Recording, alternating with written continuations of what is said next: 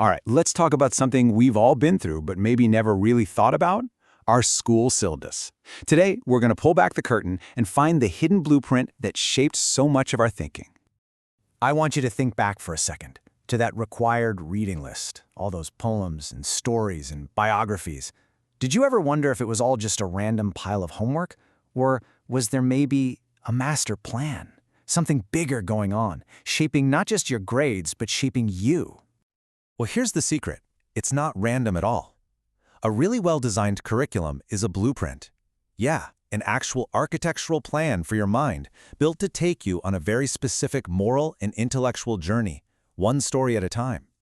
So, to show you how this works, we're going to tear down and rebuild a typical 9th grade English syllabus. We'll follow its 4 big steps. First, building that moral foundation. Then, understanding the real price of success. After that, expanding out to a global conscience. And finally, we'll uncover the one secret code that ties it all together. Okay, so where does this journey begin? It starts inward. The first step is all about building your personal identity, your values.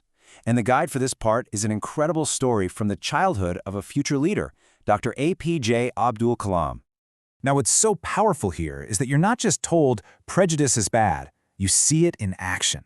A new teacher tries to segregate the kids, but the community, they push back, hard. The friend's father literally confronts the teacher.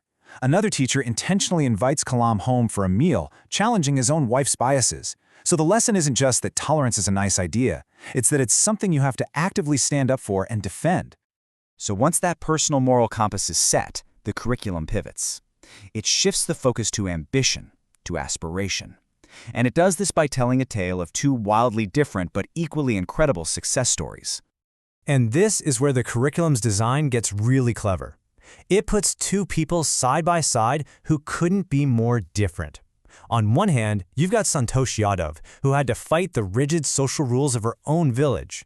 And on the other, Maria Sharapova, a kid from Siberia battling crushing loneliness in a totally foreign country. Their goals are different, their homes are worlds apart, but their journey? Well, that's where we find the connection. So let's just break this down. Yadav's biggest challenge was external. It was society telling her what she couldn't do, so she had to be defiant. Sharapova's biggest challenge was internal, that gut-wrenching emotional hardship, so she had to be mentally tough as nails. But look at the end result. They both reached the absolute top of their game. And this right here is the big lesson. The syllabus puts these 2 stories together to teach you something universal. It doesn't matter where you're from, what you look like, or what your dream is. Sustained, non-negotiable hard work. That is the currency of success.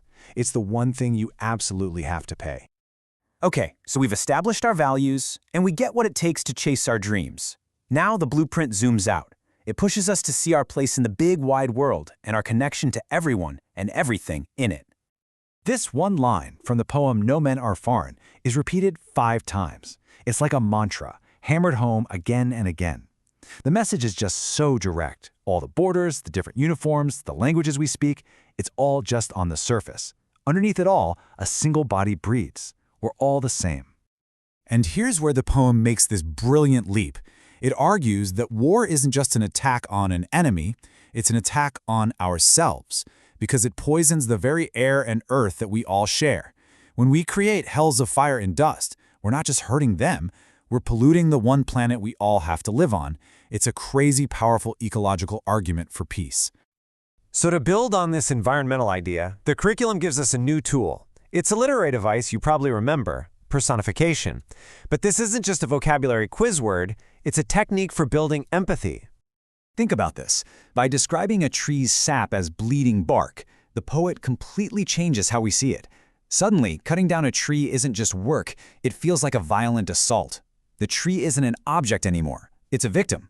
That one word makes us feel an emotional connection and sends a really strong message about how we treat nature. From our shared planet, the journey moves on to our shared cultures.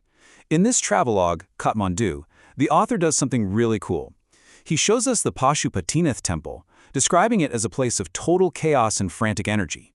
And then right after, he shows us the Bhavnath Stupa, a place of complete quiet and stillness. He's not judging, he's just showing us that spirituality can look and feel very different. But then, in the middle of all that city noise, the author finds this perfect symbol of unity, a flute seller. He's not yelling or hawking his wares. He's just playing. And the author points out that basically every culture on Earth has a flute. Its music is a language we all understand. It's a universal sound that cuts through all the chaos and connects us. So what a journey, right? We've gone from the inner self to our biggest ambitions to our connection with the entire world. But what's the single thread? What's the master code that holds this whole blueprint together? Well, it's one word: resilience. And this is the aha moment. This is how it all clicks into place. Every single text we looked at is actually a case study in a different type of resilience. Kalam's story, that's moral resilience. Yadov's story, social resilience. Sharapova's, emotional resilience. And even the tree, that's a lesson in the biological resilience of nature itself. So you see, it was never random. Not for a second. It was a carefully planned journey to build a complete person. Step 1, know who you are and what you stand for. Step 2, understand the sacrifice it takes to achieve anything great. Step 3, see yourself as part of a global family on a shared planet. And holding it all up is the foundation, the resilience to face whatever life throws at you. It's a pretty amazing idea when you think about it. And it really just leaves us with one last big question. What were the hidden lessons in your required reading? What kind of blueprint was your education trying to build for you?